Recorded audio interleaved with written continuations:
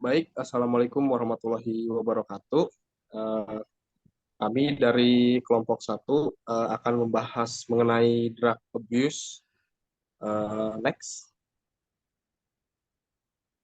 Di sini ada anggota kelompok kami yang beranggotakan Rifa Khairunisa, Rafli Audian Rahman, Niken Ayu Zahrani, Raihan Akmal Rashid, Raden Muhammad Rofi Rifana, Civa Nindya Sunarko, Rosaniul Irena Baban, Nabila Putri Luciana, Kesha Runaraja, dan Salsabila Ladinda Putri.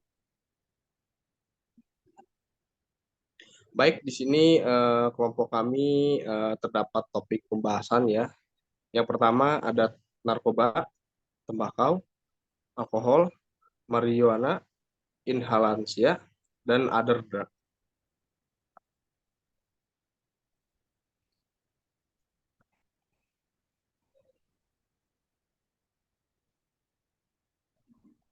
Next.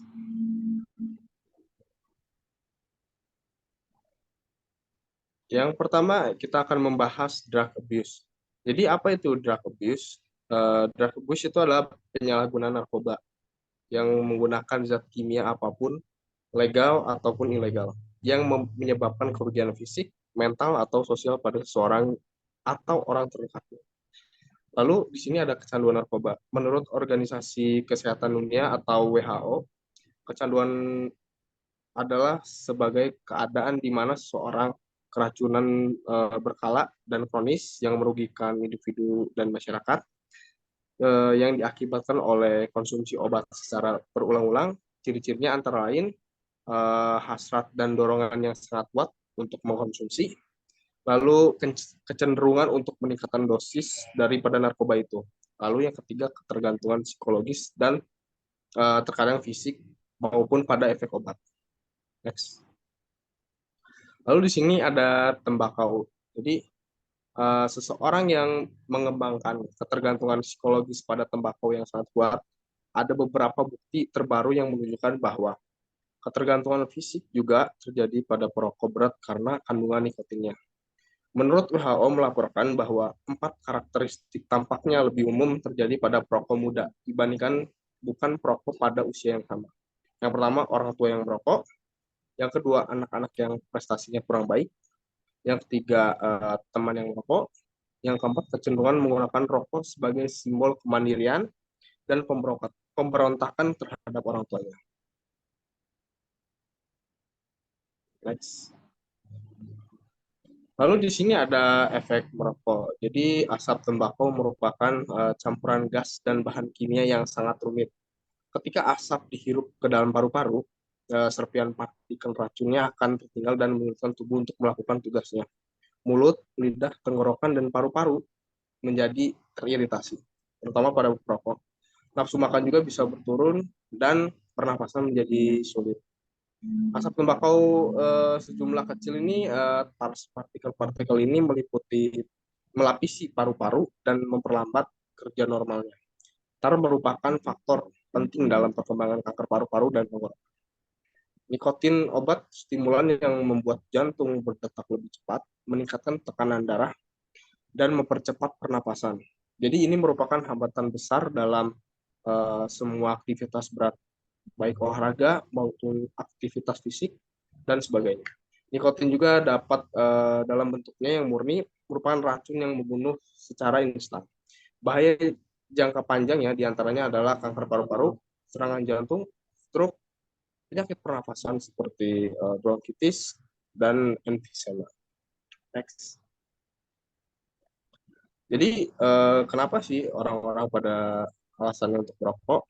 Yang pertama, alasan utama yang diberikan siswa, terutama siswa sendiri untuk mulai merokok adalah tekanan teman sebaya, terutama dari teman favorit, misalnya dari lingkungan tongkrongannya yang banyak yang merokok, ikut merokok akhirnya. Remaja yang menerima ajakan merokok memperoleh penerimaan yang lebih besar dari teman-teman merokoknya dan memperoleh kesan yang tangguh, keren, dewasa, dan suka bertualang. Next. Di sini ada cara mencegahnya yaitu dengan pemodelan orang tua. Hal terbaik yang dapat dilakukan orang tua untuk mencegah anak-anak mereka merokok adalah melarangnya untuk tidak merokok karena bahaya yang ditimbulkan apabila si anak tersebut merokok. Lalu yang kedua ada pendidikan narkoba di rumah. Diskusi yang jujur tentang merokok di mana Anda menyajikan fakta secara objektif dapat berdampak pada beberapa anak karena ketakutan akan konsekuensi jangka panjang seperti kanker paru-paru dan sebagainya. Lalu di sini ada program pendidikan anti rokok di sekolah. Pendekatan yang sangat menjanjikan pencegahan merokok adalah pelaksanaan kampanye anti rokok di sekolah-sekolah. Menyadari kekuatan kelompok teman sebaya pada remaja, program ini sangat efektif untuk memberikan sebuah pesan agar uh, berhenti merokok karena dapat merusak dan merugikan orang lain. Next. Yang harus dilakukan satu konfrontasi. Pastikan anak benar-benar sadar akan ancaman serius dari merokok terhadap kesehatan dan bahwa dia melihatnya sebagai bahaya yang paling relevan secara pribadi. Lalu yang kedua, bantuan untuk berhenti. Anak-anak yang merasa sulit untuk berhenti merokok, kita inisiatif untuk sendiri mungkin terbantu jika mengunjungi klinik anti rokok, lalu layanan anti rokok, layanan berhenti merokok seperti Smoke Watchers International atau Smoke Candles. Jadi klinik-klinik ini menawarkan dukungan kelompok dan pendekatan ilmiah untuk menghentikan kebiasaan tersebut. Lalu untuk kurangi risiko dari rokok seperti di PPT ini. Yang pertama, pilih rokok yang lebih sedikit nikotinnya. Jangan merokok sampai habis sepertiga atau bahkan setengahnya mungkin. Yang ketiga, kurangi penarikan setiap batang rokok setiap harinya. Kurangi pernafasan Anda. Lalu yang kelima, merokok lebih sedikit setiap harinya. Kalau bisa dikurangi. Next. Lalu di sini ada alkohol. Jadi alkoholisme itu adalah satu masalah narkoba yang paling luas dan serius di negara kita. Meskipun sekitar sepertiga orang dewasa tidak melakukan apa-apa, 1 dari 10 orang Amerika yang bermain skating adalah pecandu alkohol. Lalu ini berarti setidaknya 9 juta orang Amerika adalah pecandu alkohol. Penyalahgunaan alkohol telah meluas, sehingga sekitar 1 dari setiap 5 orang Amerika yang disurvei mengatakan bahwa ini menyebabkan masalah umum atau serius dalam keluarga mereka. Begitu rumitnya masalah ini sehingga sekitar 20% penduduk dewasa kini telah memilih kembali menerapkan larangan tersebut.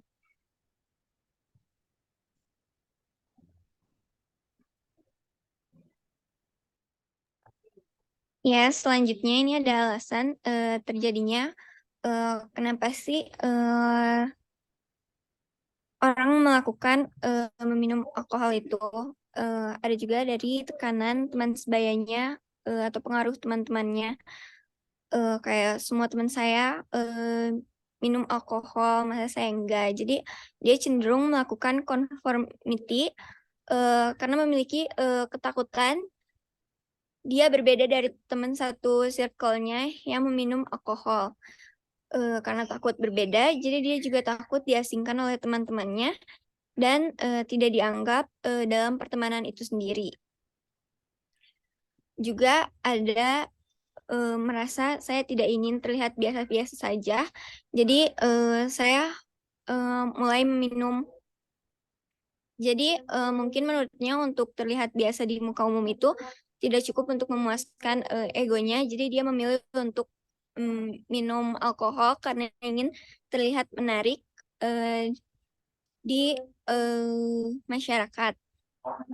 Selanjutnya itu alasan paling umum yang diberikan oleh kaum muda untuk minum-minum adalah pengaruh orang tua dan masyarakat dewasa pada umumnya. Dalam masyarakat di mana minuman keras dianggap biasa dan di mana jutaan orang dewasa bergantung pada alkohol. Tidak mengherankan jika semakin banyak anak muda yang bergantung pada alkohol. Jadi pengaruh orang tua itu sendiri mungkin jadi dari pengawasan mereka yang kurang dan terkadang juga ada orang tua yang kayak ngebiarin aja mereka anak-anaknya untuk dibebasin untuk minum minuman alkohol. Dan dari untuk masyarakat itu sendiri, mungkin moral yang berlaku dalam masyarakat itu memandang bahwa memang alkohol itu tidak tidak membahayakan, tidak terlalu membahayakan untuk remaja, tetapi ternyata dampaknya yang luar biasa itu. Next.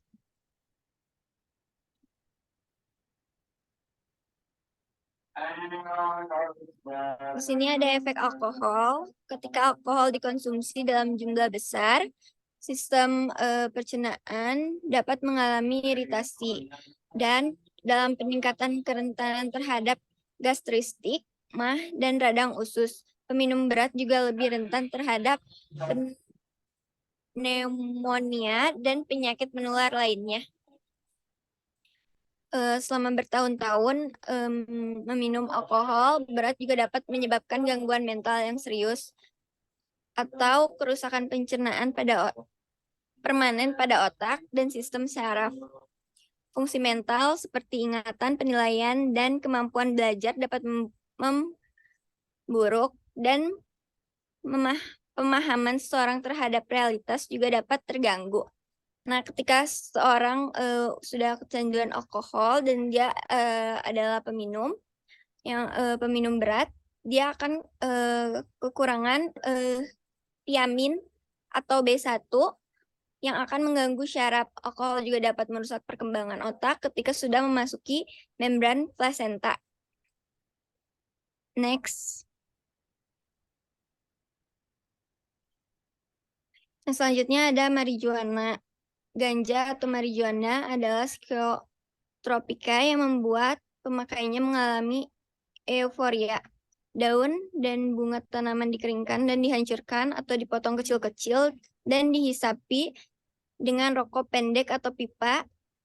Ganja bisa menjadi masalah bagi pengguna berat yang mengatur kehidupan sekitarnya sehingga minat dan aktivitas lainnya semakin berkurang. Next. Adapun alasan orang menggunakan ganja, ini tidak jauh dari pengguna alkohol juga ya. Jadi kayak keyakinan bahwa narkoba dapat menyelesaikan segala permasalahan. Pengguna ganja yang mirip dengan alkohol dalam konteks sosial, meluasnya akses terhadap berbagai obat, pemberontakan terhadap orang tua, dan tekanan teman sebaya. Yang tadi itu ada conformity, yang dimana dia ikut-ikutan. Next.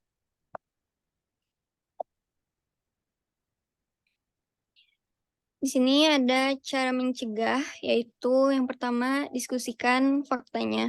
Yang diperlukan adalah komunikasi yang terbuka, jujur, berkesinambungan antara orang tua dan mengenai penggunaan dan penyalahgunaan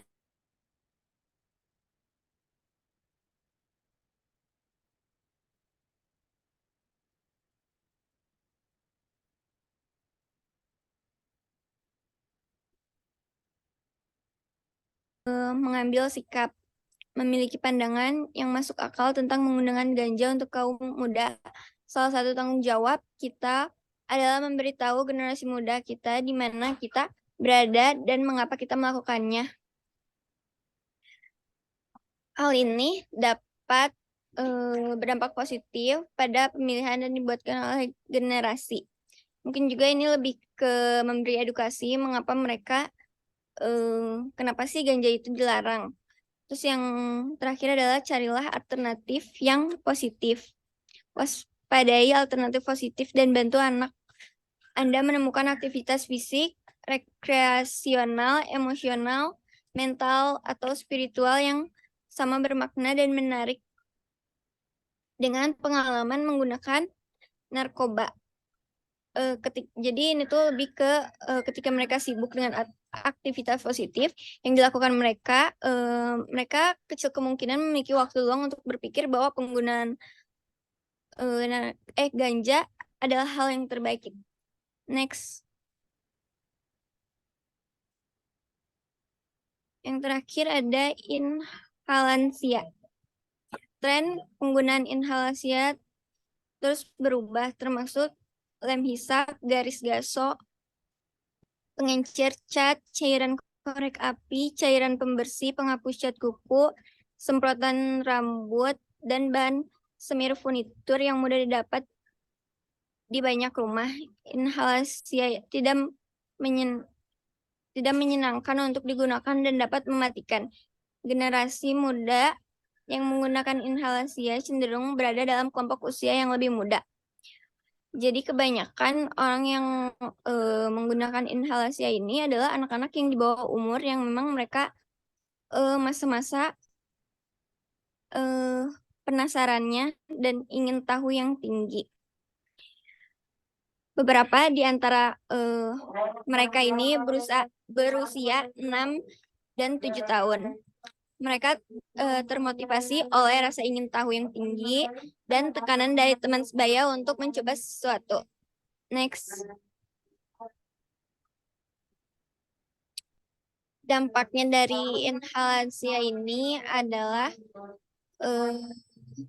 kerusakan otak akut dan serupa akibat keracunan alkohol. Suatu periode eksitasi yang berlangsung beberapa menit dan mendahului periode depresi.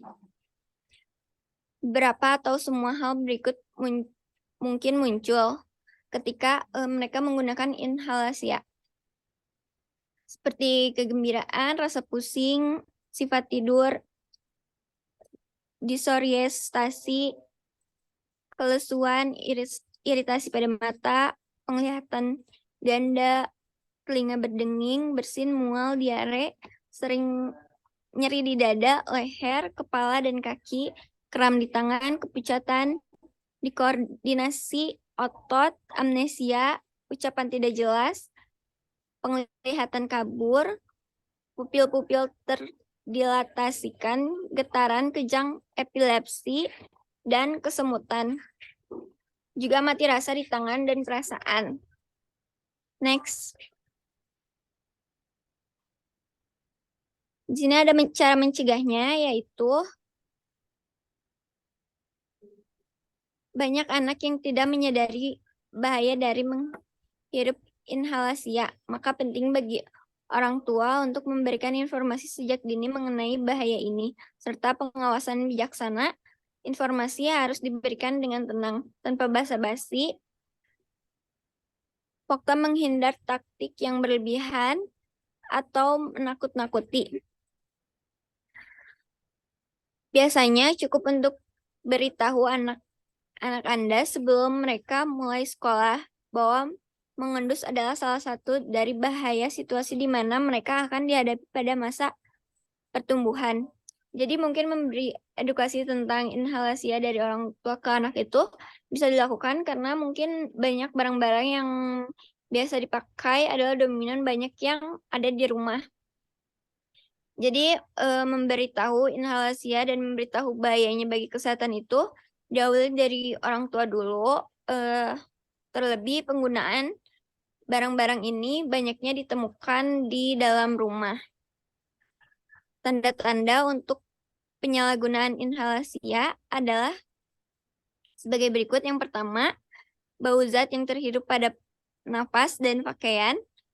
Yang kedua, rekresi hidung dan yang berlebih dan mata berair. Yang ketiga, kontrol otot yang kurang dalam waktu 5 menit setelah paparan. Yang keempat, mengantuk dan tidak sadarkan diri. Yang kelima, adanya kantong plastik atau kertas atau kain lap yang berisi semen plastik kering, ucapan tidak jelas, dan bau mulut. Next.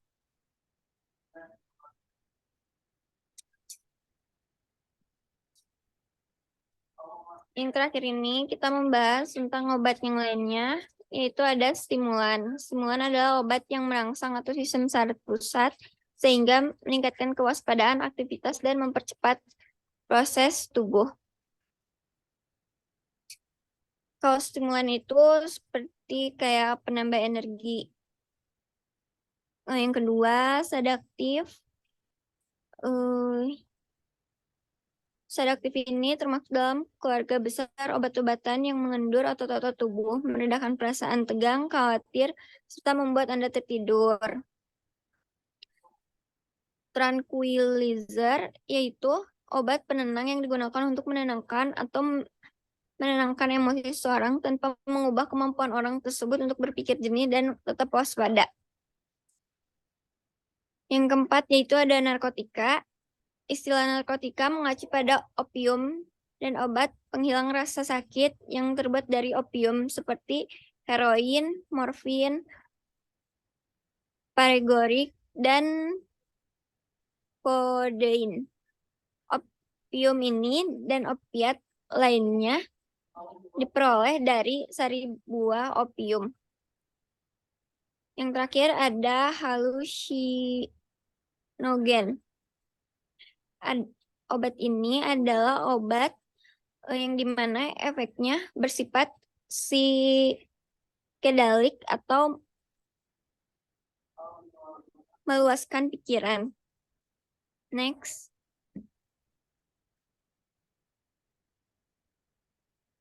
Ini adalah referensi yang kita ambil yaitu dari buku How to Help Children with Common Problem. Sekian, terima kasih dari kelompok kami.